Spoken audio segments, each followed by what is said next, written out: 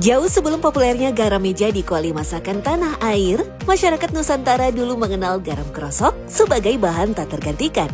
Tetapi di era modern, keberadaan garam balok krosok semakin terkikis, bahkan bisa dibilang langka.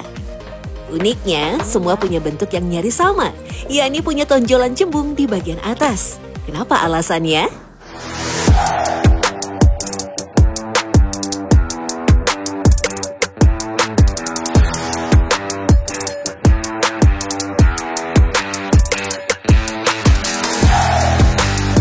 Tak bisa dipungkiri, bagi para generasi yang hidup di era 60-90-an, bentuk garam balok seperti ini jamak ditemui di dapur-dapur tanah air.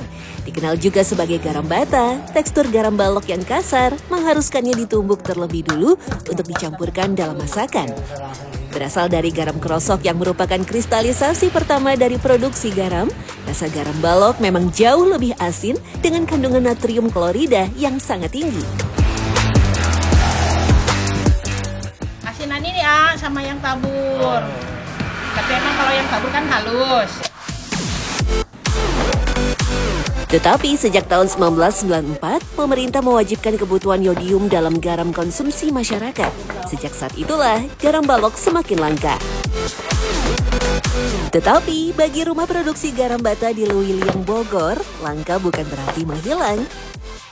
Setidaknya telah 30 tahun, rumah produksi ini menghasilkan garam balok. Untuk menghasilkan balokan garam, proses pertama tentu menghaluskan garam krosok.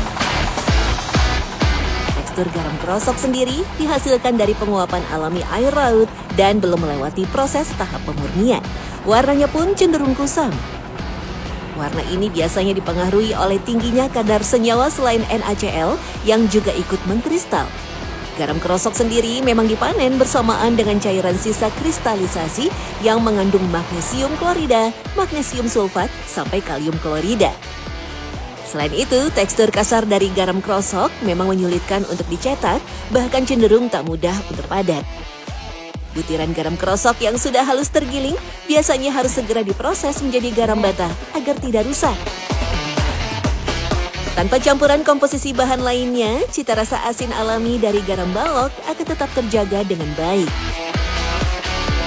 Lantas, kenapa bentuk garam bata harus selalu menonjol di tengahnya? Ternyata, bentuk ini memang muncul karena cetakan yang dipakai. Garam balok biasanya dicetak dengan logam persegi yang memiliki lubang di tengahnya. Untuk memadatkan, garam yang telah dimasukkan di dalam cetakan, lalu ditutup dengan cetakan kayu.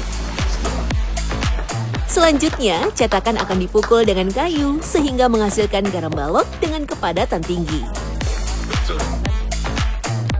Ini tuh kalau nggak padat nanti hancur nggak kalau dibakar Bu? Hancur, ntar jadi ini BS, ada pecah di opennya.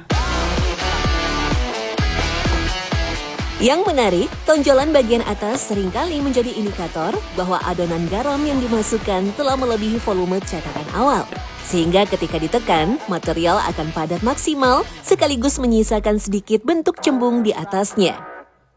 Tetapi tak bisa dipungkiri, bentuk inilah yang kemudian menjadi ciri khas pengrajin garam balok tradisional nyaris di seluruh tanah air. Untuk mendapatkan kepadatan yang sempurna, kandungan air atau kelembapan bahan garam juga amat berpengaruh.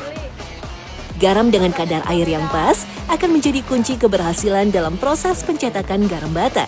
Pasalnya, kelembapan alami pada butiran garam akan membuatnya saling menempel ketika diberi tekanan. Jika terlalu kering, garam akan mudah hancur dan tak bisa membentuk bata yang utuh. Sebaliknya, bila terlalu basah, garam tak hanya susah padat, sekaligus membutuhkan waktu yang lama untuk dikeringkan.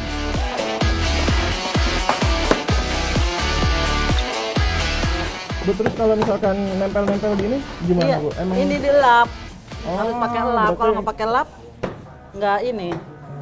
Jadi lengket, jadi nempel pakai di sini. Terus tadi tuh margarin buat apa Bu? Ya buat ini.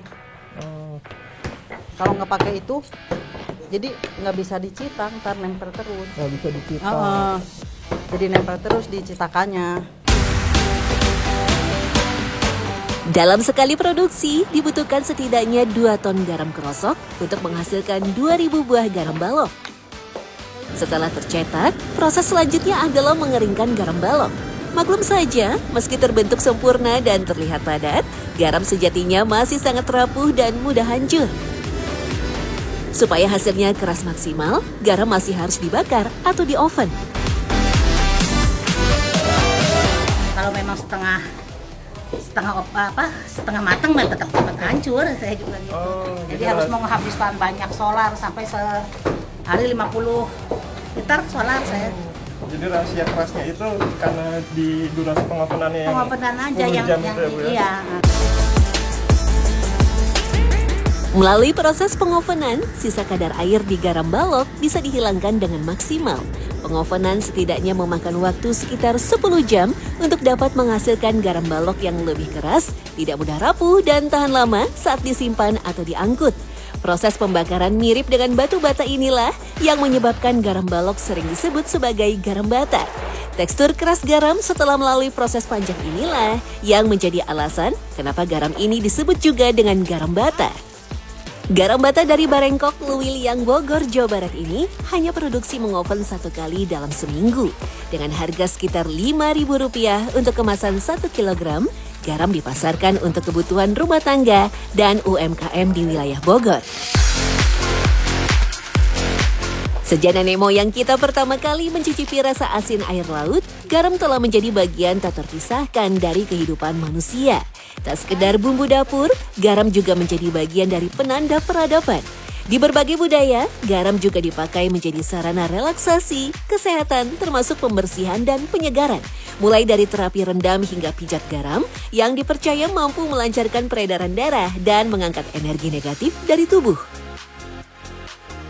Dalam dunia teknologi dan meteorologi, garam dengan kandungan NaCl murni juga punya peranan untuk modifikasi atau rekayasa cuaca. Seperti banjir yang melanda Jawa Tengah baru-baru ini, memaksa pemerintah melakukan rekayasa cuaca agar awan yang membawa hujan tak masuk ke wilayah kota Semarang. Cara ini dilakukan dengan menabur partikel garam untuk mempercepat turunnya hujan. Tak hanya di langit dan laboratorium, juga seringkali dekat dengan kehidupan manusia tanpa kita sadari. Di tangan pengrajin es puter tradisional, garam dipakai untuk menurunkan suhu campuran es dan air. Keberadaan garam pada campuran es batu dapat membantu mengerasnya adonan es krim puter. Tetap lembut tanpa harus memadat terlalu keras. Setiap bentuk garam memiliki peran tersendiri dari memenuhi kebutuhan dapur hingga menopang kegiatan ekonomi dan budaya masyarakat. Dari butiran kecil hingga balok besar, garam tetap menjadi bagian penting dalam kehidupan manusia dari masa ke masa.